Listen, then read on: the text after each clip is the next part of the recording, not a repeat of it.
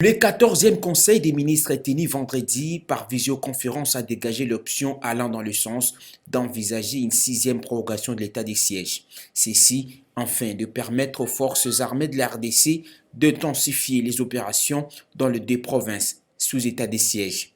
C'est en effet à la suite d'un débat ouvert par le président de la République, Félix-Antoine Tshisekedi Tshilombo, sur l'évaluation des opérations militaires menées dans le cadre de l'état de siège, dont la 5e prorogation pour une période de 15 jours a été autorisée les 4 derniers par le Parlement.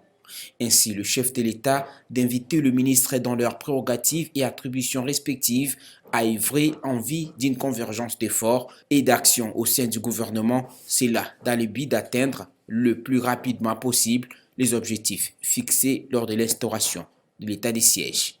La nature des défis à relever nécessite une synergie d'action du gouvernement, tant sur le plan sécuritaire, économique que social.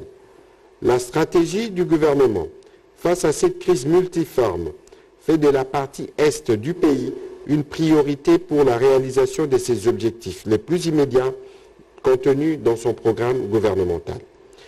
Entre autres, la concrétisation effective de la gratuité de l'enseignement primaire dans cette partie du pays, la promotion de l'entrepreneuriat de jeunes, la fin de l'exploitation illégale et criminelle de minerais et autres. Le président de la République a recommandé à chaque ministre de présenter, chacun dans son secteur, sa feuille de route précise sur les objectifs concrets en rapport avec la situation dans l'Est du pays.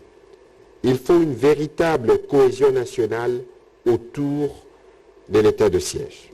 Par ailleurs, notez que 7 villages du groupement Botangimbaou en secteur Benimbaou dans le territoire de Beni au Nord Kivu se vident progressivement de leurs habitants après le massacre de 15 civils par les hommes armés assimilés aux ADF Nalu. En croire les présidents de la société civile Forces vives de la localité Manové, Kinos Katouo, d'abord 10 personnes ont été tuées les jeudi 4 dernier et 15 autres le lendemain, et plusieurs civils portés disparus, sans compter le bien pillé et habitations incendiées. La